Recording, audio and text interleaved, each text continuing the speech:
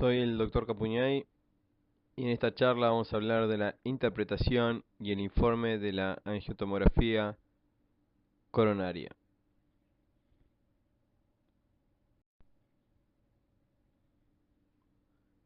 Son numerosos los trabajos acerca de cómo interpretar y cómo redactar un informe de tomografía computada cardiovascular, y es por eso que para unificar criterios y establecer lineamientos, la Sociedad de Tomografía Computada Cardiovascular en el año 2009 publicó en su journal unas guías de interpretación y reporte del estudio de angiografía coronaria por tomografía computada.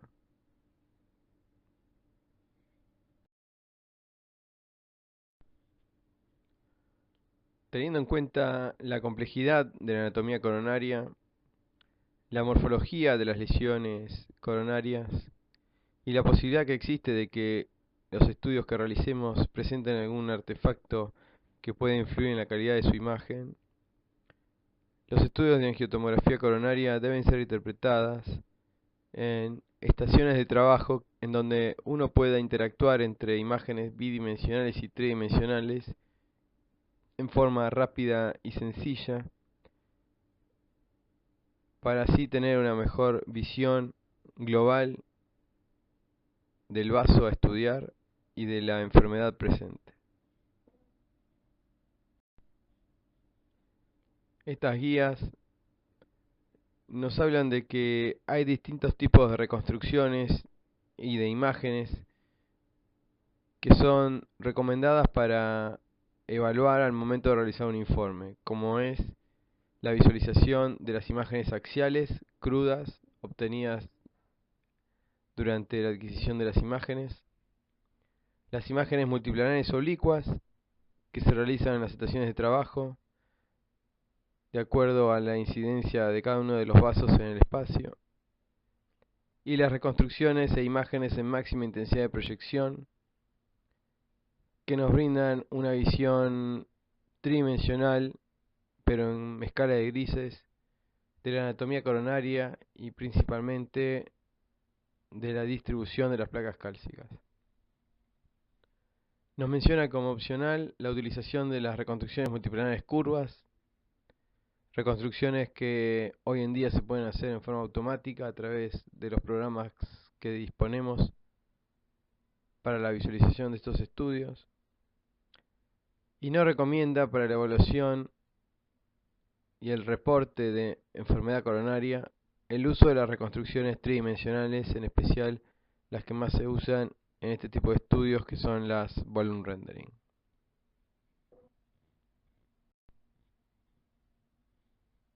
Comenzamos entonces con la revisión de las imágenes axiales.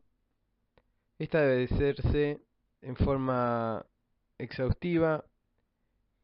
siguiendo el trayecto de cada una de las arterias coronarias. En este caso hemos elegido la evaluación de la arteria coronaria derecha, en donde la vemos en cortes sucesivos de cefálico a caudal, observándose,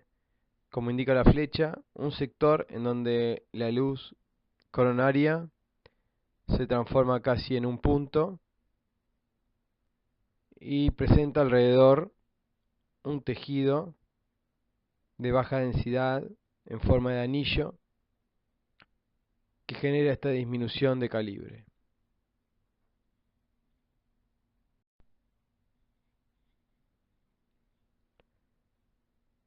Como dijimos, también vamos a evaluar a las arterias con reconstrucciones multiplanares oblicuas. En este caso, la incidencia es para visualizar la arteria coronaria derecha. Generalmente vamos a utilizar un plano oblicuo coronal, cuyo eje es el surco auriculoventricular. Y ahí donde nos marca la flecha, vemos una arteria coronaria derecha que presenta enfermedad difusa, y en el punto indicado por la flecha el área de menor calibre que se visualizaba en la imagen axial que vimos anteriormente.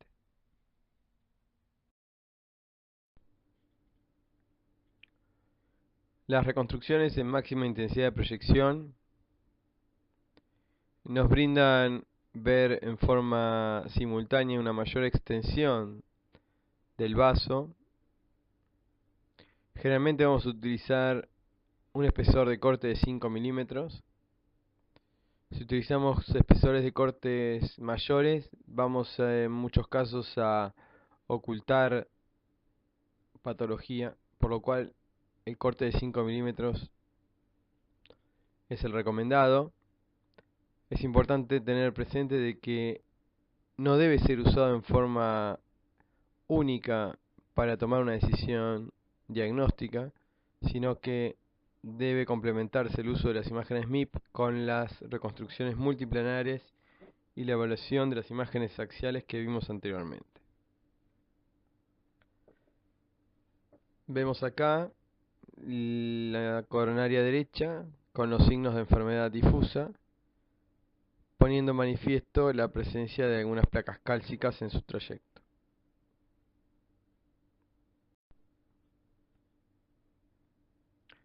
Las desventajas de la utilización del MIP es que en los sectores en donde se aprecia la presencia de placas cálcicas, como vemos en las reconstrucciones multiplanares y en la imagen axial sobre el sector izquierdo de la pantalla, vemos que estas placas cálcicas están en la pared del vaso con una luz respetada, y cuando vemos la evaluación en MIP, en máxima intensidad de proyección, en un corte que sigue el trayecto de la arteria coronaria derecha con un espesor de 5 milímetros, estas placas cálcicas hacen imposible la valoración de la luz vascular, ya que generan un casquete que nos impide ver en el interior de la arteria. Por lo cual, por eso decimos que el MIP debe utilizarse siempre complementado con la valoración de las imágenes axiales y multiplanares.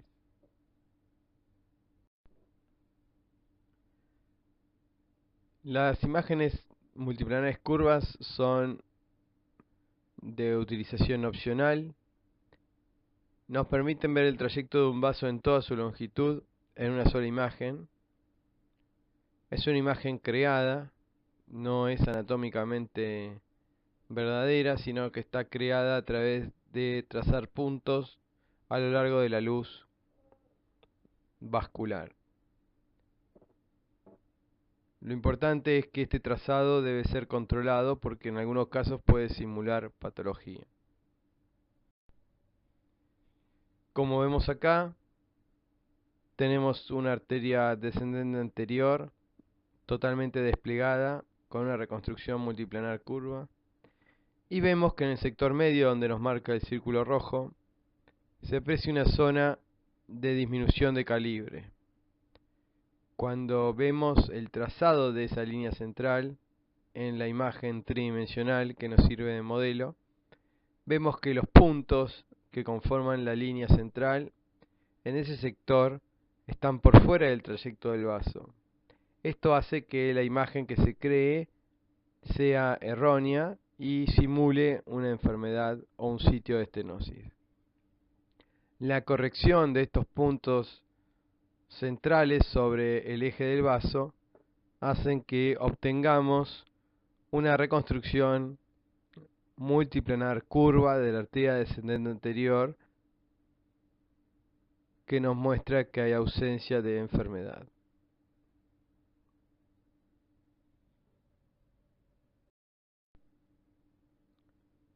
Por último, están las reconstrucciones tridimensionales volume rendering, que para la valoración de la estenosis coronaria no son recomendadas para establecer el grado de enfermedad. Como vemos en el ejemplo, donde en la imagen de reconstrucción multiplanar curva se aprecia un área de estenosis generada por una placa no cálcica, como nos muestra la flecha amarilla. Vemos cómo en la reconstrucción tridimensional de esta arteria circunfleja la luz vascular impresionaría respetada. Esto es porque la reconstrucción volume rendering no pudo reconocer este sitio de enfermedad, o porque tal vez la placa no afecta todo el vaso en su totalidad, y entonces la visualización tridimensional nos muestra una arteria de calibre normal, aunque su luz verdaderamente está reducida. Sí, la reconstrucción volume rendering es útil cuando evaluamos a pacientes con bypass que necesiten ser reintervenidos, en donde la reconstrucción tridimensional volume rendering nos brinda una clara visión de la anatomía de los puentes coronarios y su relación con la parrilla costal y la pared anterior del tórax, datos muy importantes al momento de un paciente con bypass debe ser reintervenido.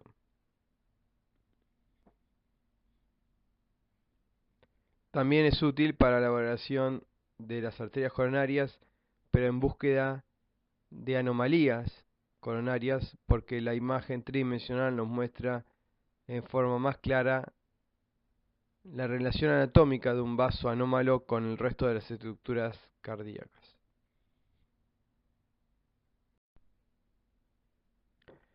En este trabajo, los autores evaluaron cómo cada una de las reconstrucciones que estuvimos viendo influía en el diagnóstico de la estenosis coronaria mayor al 50%. Y quedó demostrado que la mayor exactitud para clasificar las estenosis coronarias estaba dado por el uso de las reconstrucciones multiplanares y de la valoración de las imágenes axiales, obteniendo también las mismas los valores más altos de valor predictivo negativo.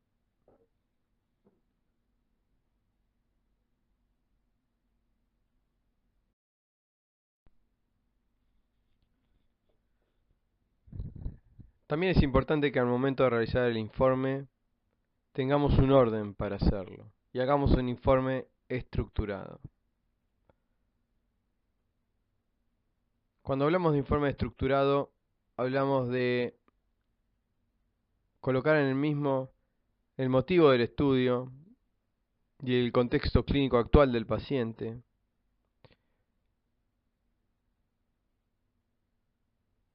tener noción de la historia clínica del paciente, detallar el procedimiento realizado, el equipamiento utilizado, el tipo de adquisición, prospectiva, retrospectiva, si se utilizó medicación o no, por ejemplo para controlar la frecuencia cardíaca, si se colocaron los vasodilatadores coronarios, y también de la dosis de radiación a la que fue sometido el paciente. Luego describir los hallazgos, ya sea coronarios o no coronarios, así como también hallazgos no cardíacos, y luego una conclusión en donde expongamos nuestra impresión diagnóstica.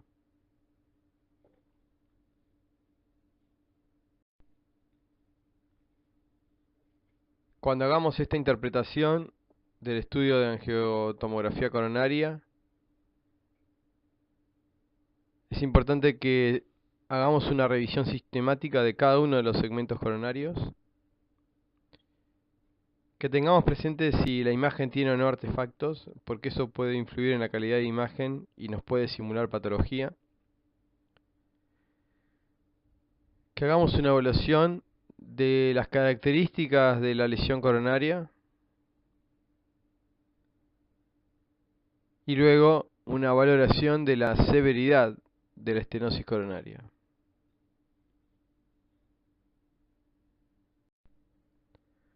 Como dijimos, debemos valorar si la imagen tiene artefactos, en este caso artefactos generados por la respiración. Este tipo de artefactos, sabemos, no lo podemos solucionar sino repitiendo el scan. Y para darnos cuenta que es un artefacto respiratorio, por un lado vemos la ventana pulmonar y vemos el parénquima si está respirado o no. Y por otro lado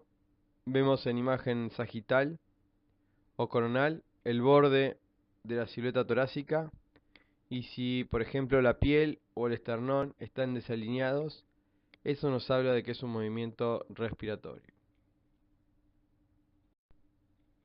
También vamos a tener artefactos generados por elementos de alta densidad, como puede ser, como en este caso, un marcapaso, el catéter de un marcapaso. Y tenemos acá la combinación de dos artefactos. El artefacto de endurecimiento del haz, que es el generado por una estructura muy densa, que absorbe muchos rayos y que genera en su alrededor huecos negros, como son estas imágenes negras que vemos alrededor de la imagen hiperdensa. Y también, como vemos en la imagen de la derecha, los artefactos de rayo o streaking artifact, en donde la imagen de alta densidad genera imágenes lineales radiadas que distorsionan la calidad de imagen adyacente. Otro tipo de artefacto es el artefacto generado por la sincronización del electrocardiograma, que puede estar dado por la presencia de un extrasístole o de una prolongación en el intervalo de RR, y que hoy en día con los distintos programas que disponemos podemos editar el trazado electrocardiográfico y corregir esa inexactitud en la sincronización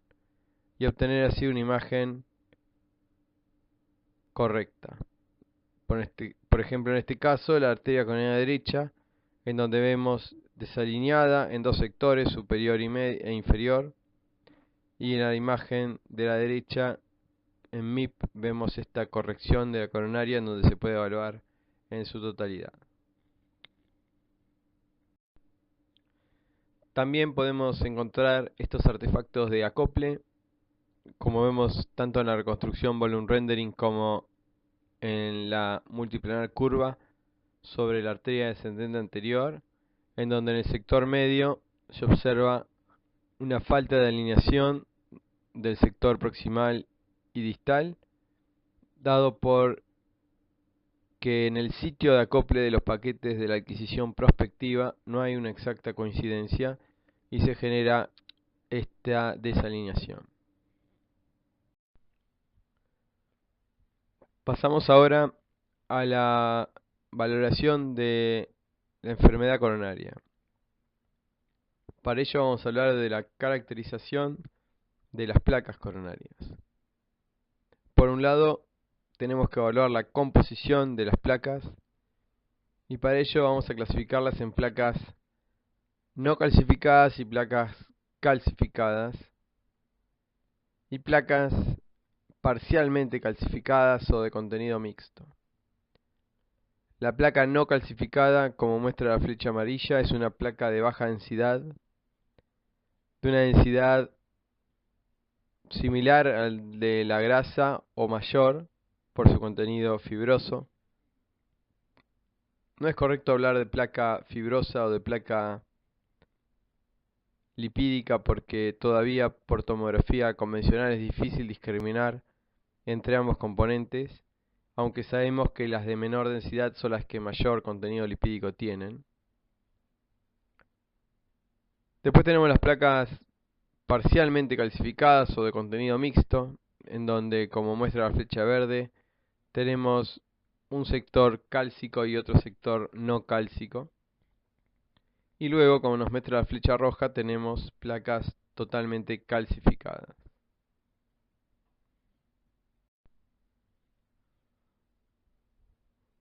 También cuando caracterizamos la placa es importante ver cómo se distribuye esa placa coronaria en el vaso. Si solo afecta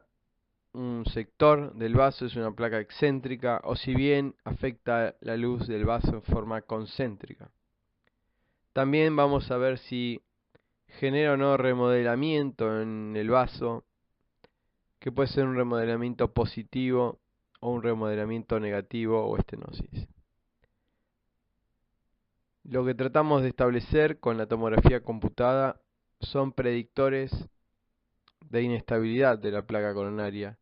que nos hagan pensar que una placa es más propensa a generar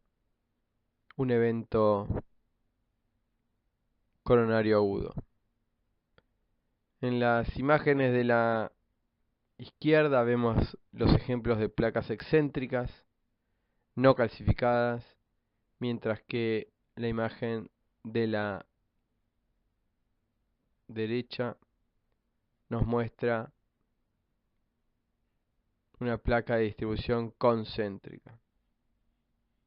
no calcificada. Existen diferencias entre las placas que podemos encontrar en los pacientes con síndrome coronario agudo de aquellos que tienen una angina estable. Motoyama, en su trabajo publicado en 2007, nos mostró las características de estas placas en los pacientes con síndrome coronario agudo, que se caracterizaban por ser placas con baja densidad, muy baja densidad, menor a 30 unidades Hanfield, con un remodelamiento positivo, o sea que hacían que el vaso se viera más grande de lo que es normalmente, y con presencia de calcificaciones periféricas en la placa o spotty calcification. Estas tres características nos hablan de una placa con signos de inestabilidad, una placa potencialmente vulnerable.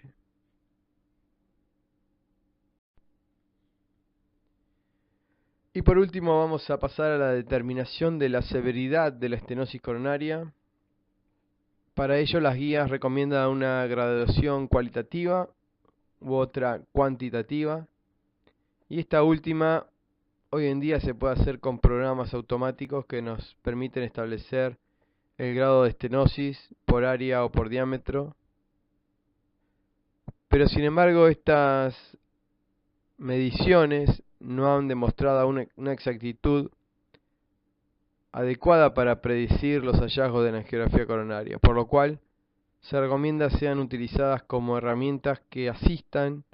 a la interpretación del grado de estenosis y no tomar el dato que nos brindan como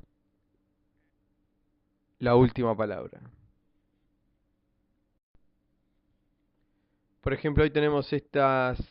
herramientas automáticas que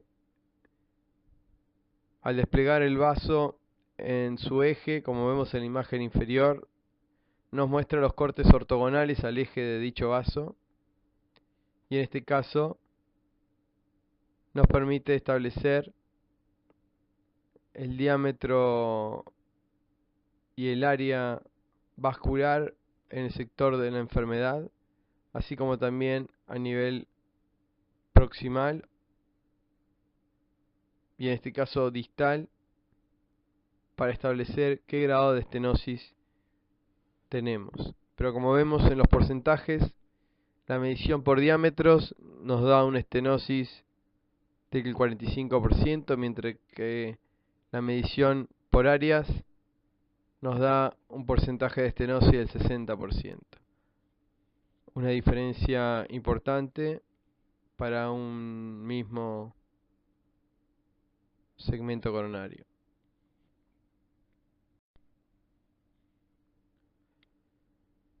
Como nos muestra este trabajo de Curie, publicado ya hace unos años,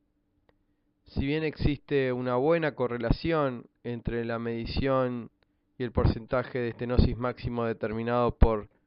la angiografía por tomografía y la angiografía coronaria invasiva, La dispersión o el desvío estándar de estas mediciones es muy amplio, con un porcentaje que oscila entre más o menos un 20%, por lo cual, si bien la correlación es buena, este amplio margen hace que la medición cuantitativa no sea lo más apropiado para tomar una conducta, ya que muchas veces, si ponemos un ejemplo, cuando decimos estenosis del 50%, podríamos estar en presencia de una estenosis del 70% o una estenosis del 30%.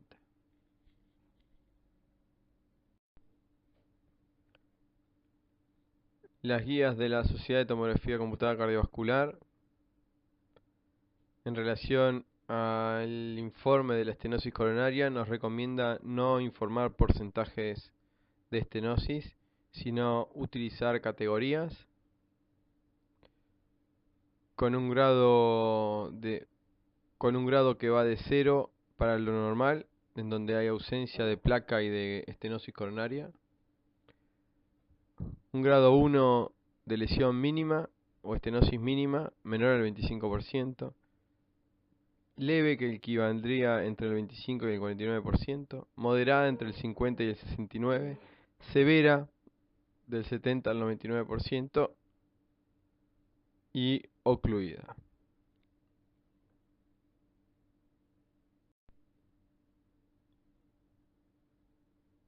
Vemos acá el ejemplo de un grado 0 de estenosis o un vaso normal. Vemos una arteria descendente anterior con una reconstrucción multiplanar curva, donde vemos su origen, el origen del tronco coronario, el origen de la arteria descendente anterior y todo su trayecto con su correlación angiográfica.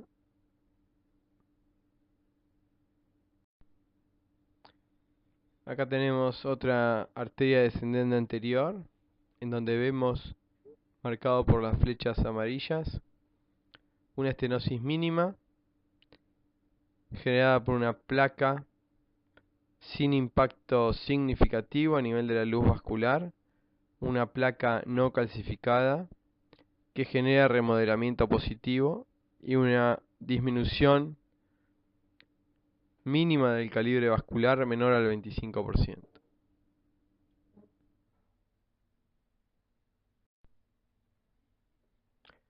Acá estamos en presencia de una lesión leve en el tercio medio de la arteria descendente anterior. Tenemos las imágenes en máxima intensidad de proyección sobre la izquierda, en donde vemos en el sector medio una placa no cálcica, y en las imágenes ortogonales al eje del vaso vemos en la superior un calibre vascular normal con un diámetro vascular normal, y en la imagen inferior una luz vascular con un área menor, pero a su vez con un vaso de mayor diámetro, o sea, un remodelamiento positivo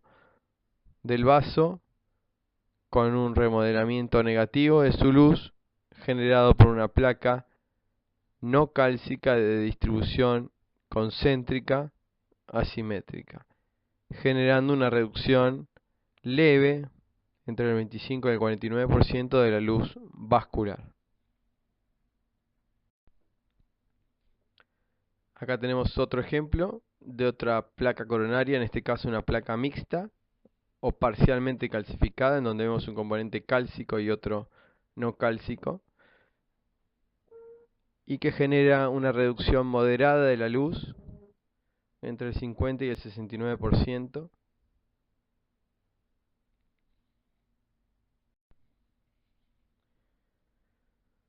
Acá tenemos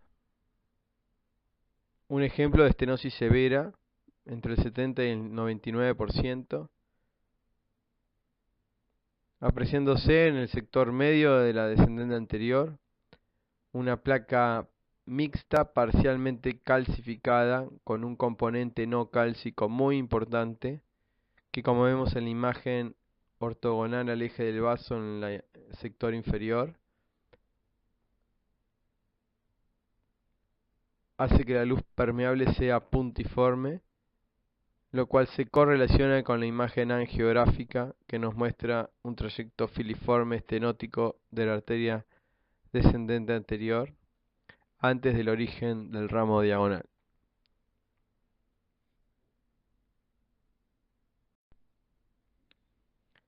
Otro ejemplo de estenosis severa entre el 70 y el 99% generado por una placa parcialmente calcificada en una arteria difusamente enferma que genera, como vemos también en la imagen angiográfica, una estenosis filiforme severa de la arteria descendente anterior.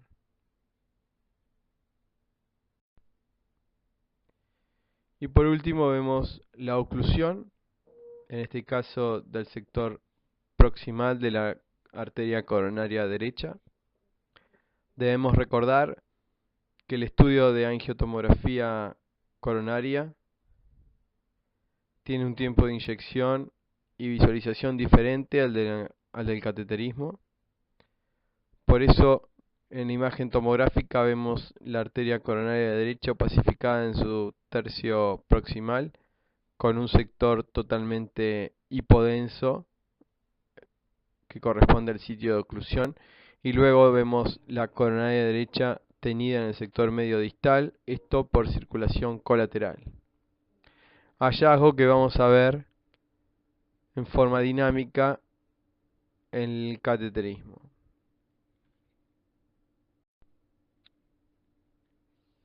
Para concluir, vamos a poner énfasis en que para una correcta interpretación del estudio de angiotomografía coronaria es necesario tener el conocimiento del escenario clínico y de la historia del paciente. El trabajo conjunto radiólogo-cardiólogo favorece a una mejor interpretación del estudio coronario. Y recordemos que un informe estructurado nos brinda una comunicación más clara y completa de los resultados obtenidos.